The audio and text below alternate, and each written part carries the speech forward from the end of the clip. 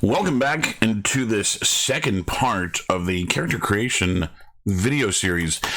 When we last left off, we had created a Z-sphere armature for our character and had converted that into geometry, which we now have here.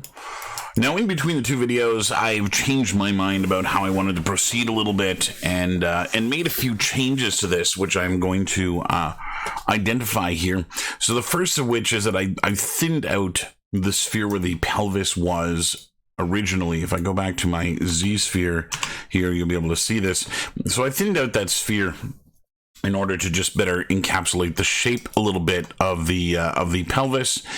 And most importantly, I've gone and removed the larger sphere that was the hand and replaced it with carpals. And it's same thing in the feet.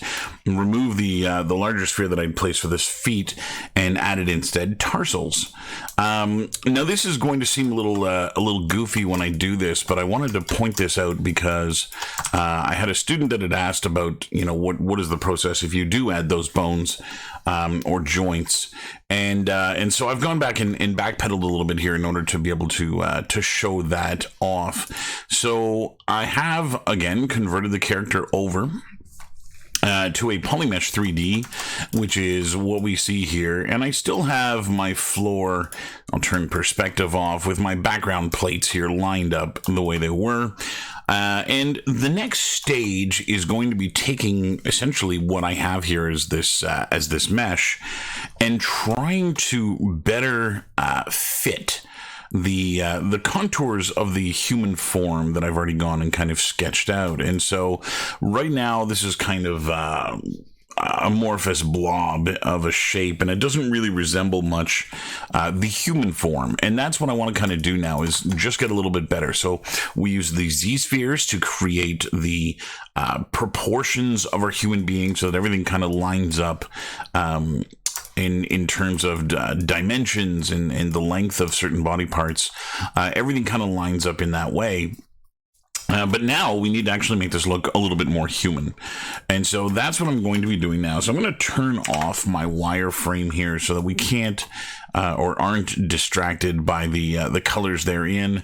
And I'm going to go in and start adjusting this now to better fit my model. Now, I'm only really going to be using a singular brush for this, which is the Move brush. And the reason for this is that I don't actually want to start sculpting anything yet. I don't want to throw any details down yet. I'm really just looking to make sure that the shape of this better fits the shape of our human being. In terms of thickness and where certain parts are here. So I can go and start off with the head. Again, we had this kind of Q-tip shaped piece here that I can see kind of doesn't line up very well. I'm going to go and pull this down so that it does fit the head a little bit more. And I'll bring it in a little bit. I'm going to try to not move the camera here. Now you'll notice as I'm drawing, we get this dotted line with a blue line and a red line. This is so that you can sculpt or adjust your model with your cursor without the back plate in front of it. And you'll notice that it draws a line from the mesh directly out to where on the image this part lines up. So if I were to go grab something under mid torso here, you can see that that's actually finding on the image exactly where this is. And so that's kind of really helpful. We're going to go and adjust her trapezius here, and I'm going to go and pull this in a little bit. We're going to go to the back, and she's got a little too much neck back there, which we can go and adjust. You'll also notice that her throat is higher than it should be. Again, this is kind of one of the artifacts of using only spheres in the creation process. Again, I'm going to ignore the fact that she's got breasts, and I'm going to be just using her torso as a means of creating the shape here. So I'm not trying to get all the way anatomically correct yet. I'm just really looking for something a little bit more generic here in terms of the proportions. So we're going to go move this out. And I'll go and pull this down a little bit, make sure I don't lose too much of the meat of her arm here. Now I do have symmetry on, which is making my life a little bit easier, as that is sculpting both sides of this model at the same time. I'm also trying to be aware here of when I move geometry, what direction that geometry is moving. So when I look at her neck here, you know, I want to have it nice and low in the front, where it's going to become, you know, her collar. And at the back, where her trapezius muscles are, I want to try and make sure that that's really nice and high. So I'm kind of, you know, moving things not just in 2 dimensions. So when I look at her like this, I'm not just trying to fit the silhouette into the shape, but rather trying to anatomically keep her in line with where she should be. So I can see here too that her armpits have gotten a little low in terms of where they should be. I'm going to also on occasion here hold shift. You'll see my cursor turn blue when I do this, and this is just going to be a means of keeping the mesh smooth as I do this. Again, I'm not sculpting anything. I'm really just trying to make sure, and we're going to go and hide our arms here for now. We'll come back to them in a moment. And I'm really just trying to capture the overall shape here, so I can bring her back in, as it was quite a ways out from where I want it, like so. Now I drew these images myself here, and have used my knowledge of anatomy to do these things.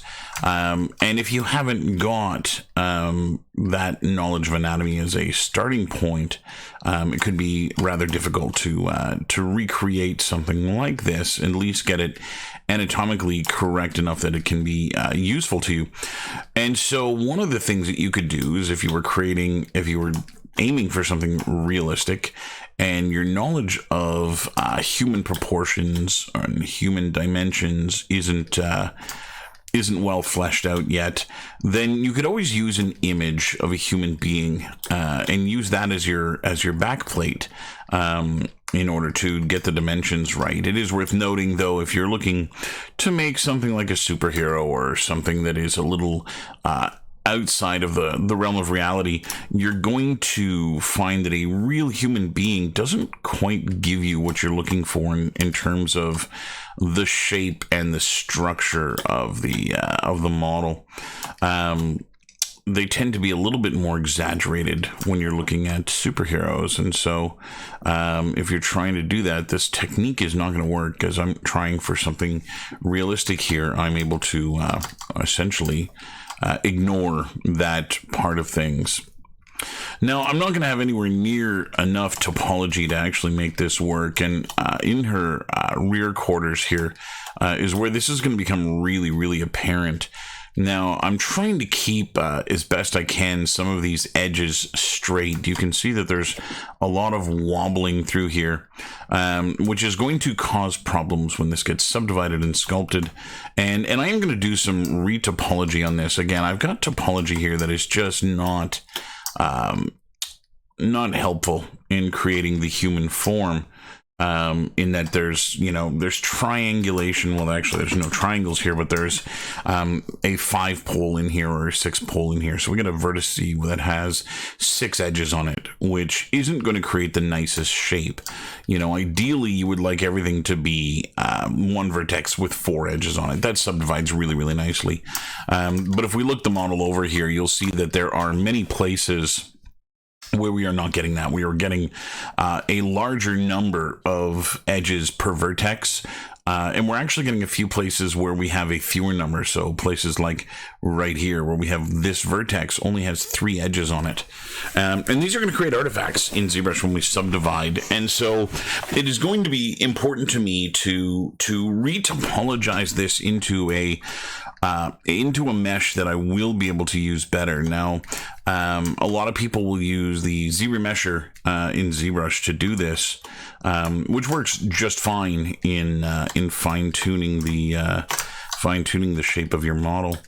I tend to try to get what is going to be a little bit closer to my end topology created at this stage, in terms of creating a low poly mesh, or a render mesh, as it were, which is going to give me a little bit of a cleaner result in terms of the shape. And so again, I'm kind of trying to make sure these edges don't get too wobbly here, and I want to keep them as straight as I can. In the end, that's not really all that important. Topology in ZBrush is kind of an afterthought. If you don't like your topology, you can manipulate it along the way and clean it up. But just to give myself kind of the best or easiest starting point here, I'm going to try and make sure that I'm giving myself the best opportunity to succeed in doing this. So I'm going in and adding the ridge on the front of her leg here, where the tibia is protruding from the leg. I'm going to go and just bulge out the ankles a little bit. I haven't really got much going on in terms of her feet here. We're going to address that in a moment. The same with her hands. I have also made an error in the creation of her left hand in that her pinky digit is missing its knuckles. Now, this is only the case in the left hand. On the right hand, it actually does have all of the geo in place. And so I'm going to be concentrating, when I do my sculpt on the right hand side, and I'm going to, in fact, mirror this geometry over. So we'll go and visit her face here again, and the head. So this is one of the places where it is obviously the most lacking in terms of structure and in terms of shape, and being able to match the shape of the human form here. So I'm going to go pull her temples in a little bit, and often you're going to see me look at this from extreme angles like this. Again, it looks like her feet are enormous here, again, because that perspective is not on. Once perspective is on, it looks a little bit normal, and so there is a little bit of that we need to keep in mind. I'm going to ignore the ears here as well, and I'm really just interested in kind of getting the shape to line up a little bit better. It's going to include trying to flatten out her face just a little bit, and again, having that slightly narrow front when compared to the bulbous cranial matter at the back here, where you have this big round spheroid at the back of her head. Okay, so at this point, I'm pretty pleased with what I have here. There are no subdivisions on this model currently. It's just the geo I brought over. And at this point, I've kind of done what I can with the majority of the geometry here in terms of shaping it. It has become very, let's turn off the floor here, and we can take a before and after look at how this is shaped out. So if I just put her on the canvas here and bring her all the way back, you can see the before and after. It has very much left the Q-tip person kind of look, and is starting to feel proportionally more like a human being. We're starting to get a lot more of that in here, and so that's why we're doing this. I'm going to turn on perspective now, and at this point I'm going to kind of start leaving behind my reference material in terms of the back plate. Now obviously I'm still going to be paying attention to anatomy and where things exist on the human form, but in terms of using that back plate, I've kind of gotten as much use out of it as I can. And really moving forward, if I continue to try and use that back plate, I'm going to run into all kinds of issues where things might line up to one image but not the other, and it's really important at this point to start kind of branching away from that and starting to adjust the model a little bit on your own. So I'm going to turn off my polygroups here as well. I've just subdivided it one time to kind of take a look and see what we're dealing with here, and it's not bad. Again, I'm not looking for anatomical accuracy here. I'm just looking to see that the volumes are pretty accurate, and even at a distance, this should start to look pretty human in terms of what I'm doing. And so there's a few things that I still want to adjust. The corner of the rib cage, I want to adjust her pelvis a little bit so that we start getting a little bit more of that pronounced asis that you get in the front, where the anterior superior ilium spine sticks out a little bit. The spinal column too should all be this kind of concave area on her back that is pushed in, which again, we just don't have the topology at this point in time to really make that work. So I kind of just need to get close enough here in terms of what I'm doing. Now we need to address the heads and feet.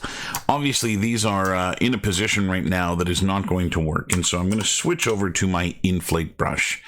And I'm going to start using these carpals. Now, I'll do this with the color turned on. And the reason for that is that I've purposely placed my Z-spheres that created these polygroups in areas where they help me define or help me identify where the knuckles are. And so if you go and look at this, I just altered the color of one here so we could see it a little bit better. The yellow, green, purple, and this turquoisey one that are back here, these are her carpals. And then her first knuckle is going to be at the end of those spheres. And so that is why I want to have this color turned on out of the gate. Now I'm just going to go very delicately here with the Inflate Brush, and the idea is that I'm just going to start puffing up the carpals until they start filling that void. And the idea is that this will start filling in the mass of her hand. And so I'll run through like that. I'll do the same thing down here. I'll go and plump this up a little bit. And eventually what I'm going to do is I'm actually going to remove the fact that these are all individual or separate pieces here. I want to make sure I also don't sculpt through her. Let's go and hide the body, as it is becoming a little cumbersome to sculpt with it underneath. So there we go, something like that. And yeah, I'm going to continue using this Inflate Brush here to just kind of fill in the mass of that hand. Again, I have symmetry turned on, which means this is not only being applied here to the hand on her right, but it's also being applied to the hand on the left. And so we'll go and start filling this in a little bit more. Now, typically when I do a human hand, I actually will typically sculpt the left hand, and that's because I myself sculpt with my right hand. And that means that I can actually look at my left hand in terms of reference. I can actually hold my left hand up in front of me to kind of see the shape and position of most of the part of my hand that I'm trying to reproduce. And so this will give me the ability to reproduce it a little bit more faithfully as I go in and do this. Now, again, we're going to end up with some geometry errors here. As, again, the Inflate Brush does not properly clean things up in a way that's going to be useful. But we're going to use a tool in ZBrush to clean this up a little bit. And again, I will typically, when I create a character, use this point in the character's creation to retopologize into a mesh that is going to better suit my needs. And this is going to be most identifiable or most noticeable inside of the face, where we currently don't have enough topology to create the face. You know, there isn't enough topology there for a nose or a mouth or any of the facial features we're going to need to make this character look pretty human. And so retopologizing there is actually going to be of importance. Now, you can do this one of two ways. You can really go in and use the move brush here and pull this out a little bit. You can use the topology that's created inside of ZBrush. You can do this by going and sculpting using Dynamesh and ZRemesh, and you can create topology that will, you know, work for creating your shape, and then retopologize it later when you start creating your in-game mesh or your low-res mesh. And you can also retopologize it now, which will give you a mesh that has more useful topology on it that will allow you to continue sculpting in a way where we know where some of these details are going to go and some of the things that we're going to want to hit here on this. Okay, so that is starting to look a lot more hand-like to me. I may want to go and just lengthen the carpals here a little bit and shorten the phalanges in her finger a little bit, as that will begin to look a little bit more human. You're going to notice that I look at it kind of down at this angle a lot, and that's because I can actually look at my own hand in that way. It's quite easy to look at my own hand as I do this. Again, she's not perfectly symmetrical at the moment. That left finger, again, only has one polygroup all the way down. And the polygroup itself is not that which is important. It's actually the fact that on this hand, not only did I add the polygroups, but I bent the finger. And so her pinky here is actually perfectly straight, which isn't going to do. So we're going to create a symmetrical shape here. I'm going to bring her all back and see how we're doing here. I want to make sure her hands don't look oversized. Again, it's a little hard to visualize this as a hand here, as we are definitely seeing some of the shape here left over from the carpals that are now all kind of merged together.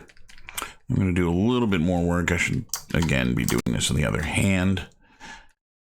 I'm just looking at the thickness of her fingers here and trying to keep them pretty uniform. Again, I had a little bit of a mismatch in shape here when I did them originally. You can see her index finger is a little bit thicker than it should be. I got the Inflate Brush here, so I can actually either hold Shift and go and paint that guy out, and it'll thin it down a little bit, which is quite nice. Or I can also use the Inflate Brush to actually just go and inflate it in reverse, which will also push it in. I'm going to go give her thumb a little bit more meat here too. I'm looking at the meat of her thumb here in the palm of her hand, which I want to make bigger. And it's important when you're doing this to, have some reference in front of you, have some kind of anatomical guide as to what you're doing when you do this, so that you're not just arbitrarily trying to make human, but you are looking at reference of a human being in one way or another. I'm going to go give her thumb a little bit more width, and I'm going to bring that knuckle in a little bit. And try and make sure I don't alter too much the shape of the anatomy here. So that's starting to look a little bit more thumb-like. It might be a little oversized. And so we shall, using the Inflate Brush, just hold Alt and click it a little bit. Yeah, that's not too bad. Okay. Again, I don't want to get too carried away with the hand here, because I am going to need to do something with the topology in order to clean that up, and then we will revisit down the road. I need to do the exact same process down to her feet. So if I go and scroll down here, and I go to where her tarsals are, I'm going to do essentially the same thing. I'm going to use the Inflate Brush to kind of bulge them out a little bit. And again, if I turn on my polygroups, I can see where I meant for her toes to begin. Now, if your mesh doesn't create the doesn't have the tarsals, doesn't have this topology in here, then, obviously this part is not as necessary.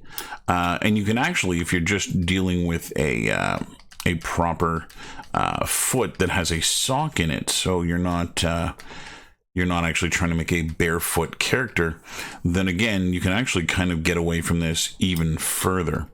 So again, I'm using the inflate here to start moving things out a little bit, and I really need to get that curvature from the top of the foot correct. Now that it's kind of been squished in, I can really go in. I'm going to turn perspective off as I do this, And I'm going to turn my floor back on so I can see my sketch underneath, because that has got the proper dimensions that I want for her foot. And so I'm going to go and start pulling this stuff up a little bit with the move brush, which is going to give me an easier time to manipulate this. And again, I'm really only just looking at this from the side at this point in time. Pull that heel back a little bit. Okay, so we can turn that off and turn our perspective on now that I've got that height correct. And you can see it's really only correct on that middle toe. But that's fine, because we're going to go and manipulate the rest of this. And I do want this to kind of fall off a little bit as we head towards the smaller toes. And we're going to pull this out a little bit further.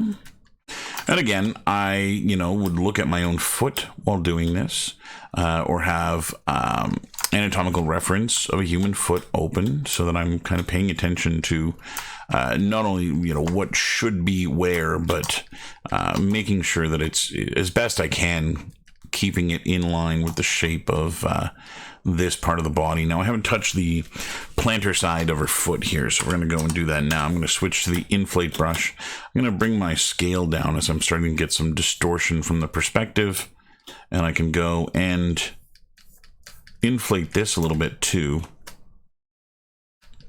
to try and give it a little bit more shape. Whoops, don't hold Alt. And something like that, which will again just kind of flatten that out a little bit. I can use the move brush here to push it back in if it goes a little too far. I want to go and make sure that I've got the ball of her feet kind of in the right area here. So somewhere about there, I'm looking at where I've got my polygroups here for where that big toe is going to be. And I can go give her an arch in her foot as well and start curling that up a little bit.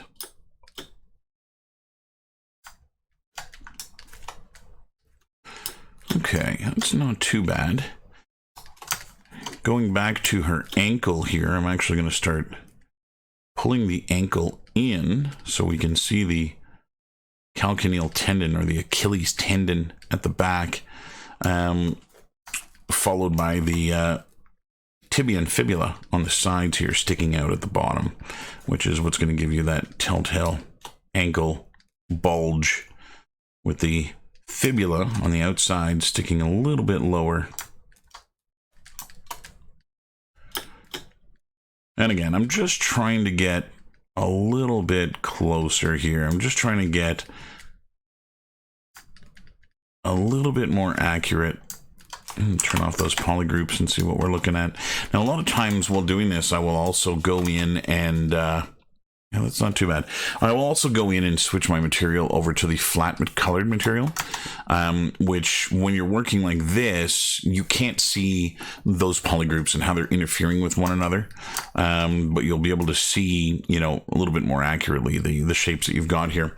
Now, her toes are all pretty gappy, which is an artifact of the fact that they were created from Z-spheres that I didn't want too close together. If they'd gotten too close together, they might have merged in the geometry, which is not something that I wanted. And so I've left them pretty gappy here, and that's going to help out a little bit